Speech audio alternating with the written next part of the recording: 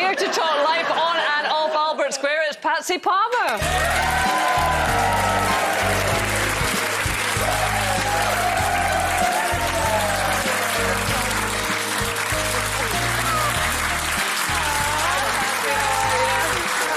Oh, my goodness. Lovely to see you. Lovely to see you. 30 years, wow. I'm not kissing him now. No, I wouldn't mind, he's gorgeous. Oh. So you would be, what, your 20s? Isn't that what? 21 when I started, 21. Yeah. I was playing a 16-year-old, though. Oh, right. Yeah. So when did you first meet David? So that would have been, I'm getting mixed up, Michael. when I started, so he came in, I think he came in straight away, knowing that he was going to be part of the storyline of the family. But he said he remembers only my voice. Like, I was on the phone. It was when we had pay phones. There was a pay phone outside the BBC. Yeah. And he said he just remembers me being on the phone. I was on the phone. I can remember it, actually. It's my friend Lisa. And, like, oh, God, I can't believe it. You know, I'm at Eastenders and telling all about it. And he said, I just thought, who the hell is a voice like that? So, yeah, and that was it. And we've become very close. We've always been really close. He's a great actor, Michael, and it's brilliant having him back. So excited to be doing scenes with him? Yeah, really excited. Yeah. And we've got such a strong relationship off-screen and on-screen. So there's a lot of chemistry on screen, and I'm glad that they're exploring the father-daughter relationship like that, and especially at our ages, because it's not something that you really see. Yeah, well, that's true. And you're coming back ostensibly to save Sonia, your sister, but you're not actually going to be doing any scenes together? No. No? No. Well, not yet. I don't know. Right. It depends how long it takes for her to get out of jail. Yeah. But I think she's probably been brought onto this, hasn't she? I've come back to Shona and she left, and I've come back to Natalie and she's not there, and I'm like, I'm there now. What's going on? I came back for everyone and they've gone. But that's just the nature of the business, and I'm just so glad for all of them. They're such brilliant girls. I love them so much. Yeah. Well, we've known each other. I've known Natalie since she was 10 years old. I used to pick her up and take her to work. Really? Yeah. Oh, my gosh. And she lived in Islington. I used to drive from Bethnal Green, pick her up, drive her to Elstree, and she said I'd be, like, in the back, and she said you'd be, like, in the front, the fag out the window, banging tunes, like, going along, singing at the top of your voice, speeding down the road. Don't people do double takes at the traffic lights? They probably did, at that time. I was actually going to say, because this is your third return. Is it? No, honestly, I don't know. I've been back and forth so many times. What is it like, kind of keep coming into different storylines each time you come back? It's pretty amazing, because it's 40 years, and it is such a journey, like, being in a soap for so long. You'll all agree, being in this for so long, and it's, you know, behind what you see on TV, you know, it's a workplace and it's a business, and there's always going to be different people coming in and politics and relationships and bosses and different things, and you could go away one time and you're determined never to return. You know, it's like you're like, I love you all and I've loved my time here, but I'm definitely not going to be back. And then you'll get a new boss, and we've got now Chris, who's absolutely transformed the place. Like, he's the most amazing boss, and it really is such a beautiful atmosphere there right now. The camaraderie with everyone is just magic. It's really like stepping back in time almost. Like, everybody gets on so well. There's a real love. And I think that where we are in the world right now, if you've got a roof over your head and if you're, you know, if you're happy, I think you can't fail to be grateful.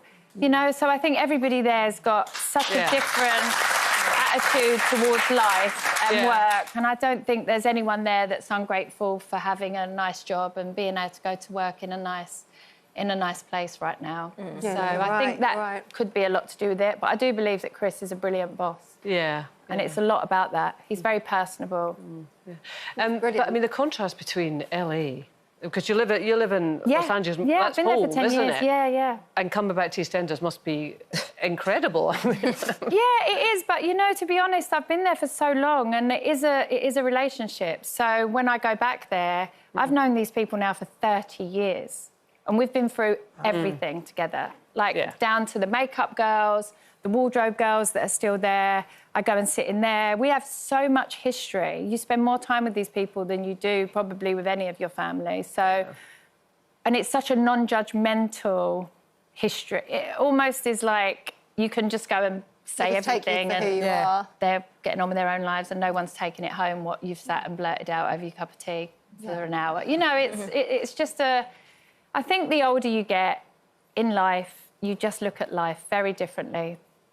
Yeah. You were mentioning about your relationship with them for 30 years, but you've been married for 24 years. 24 years. But me and my husband have known each other since we were kids, so we've grown up together. I love that, because you said, I read recently, I don't know if it's true, that you still get butterflies when he picks you up from the airport. I love so much, yeah. We're very lucky. We're a lot of people can probably become quite complacent, but I think that we've pretty much been through everything that there is to go through. Luckily, not any major health things, which I never want, so I don't want to experience that. So we've been really, really lucky that we've probably been through everything together, and we still have such a massive appreciation for each other, and I think we put our marriage first before everything, and if anything were to start interfering with that, I would definitely change it, because it's just precious, and for the kids and everything, you know, it's important. Well, that's what we believe. I don't believe anybody should be in unhappy situations in life. I think that we're all pretty independent. We could all cope. Yeah. Sure, I could cope, he could cope, but, you know, we decided to put our marriage first when we got married. That's lovely. And talking of the kids, are any of them following in your footsteps? Yeah, they do, but, you know, my kids they do all different things, you know. They're very... what a cool bunch. Yeah. Wow. Yeah, that is a lovely photograph, isn't it? Oh, they're great kids, you know. They'll just do what they do. I don't know. They're all different. They're so different, and they're getting older now. You know, they're going off, and you've got one still in the nest, but the other three... all the rest. Yeah, I've got 4. Yeah, so all of the 3 of them are adults now. So I try and stay out of it. They have their own lives, and their lives will change every day, won't it? You know, we do so many different things. So I encourage them to do as many different things in life as they can. I love how you said, I try to stay out of it. Yeah. It's not always easy, is it? One thing I was really interested in was your sort of well-being lifestyle. You meditate every day. I do, Is that something yeah. that I've done that for quite a long time, and I just do it. It's very easy, you know, it doesn't cost anything, and I just use YouTube meditations. I haven't got anything fancy. Is there a reason for doing it, though? You mentioned just to keep my mental health in a good place and to keep me level and stable, and I don't feel like I have to be strict with anything anymore. I just like to have a balanced life and do what I want to do and not have to be rigid with myself, and it just keeps me really happy, and it helps me just to focus on joy and be grateful. I'm grateful for everything, and I just feel that it just keeps me... It's a scientifically proven method of keeping yourself really. You know, I mean, you're probably an expert at it, and sport... Well, listen, whatever you're doing, you're obviously doing it right. Oh, well, absolutely. And it's been lovely to see you, and we look forward to all the drama on Eastenders. Eastenders, 7:30 on BBC One from Monday. That's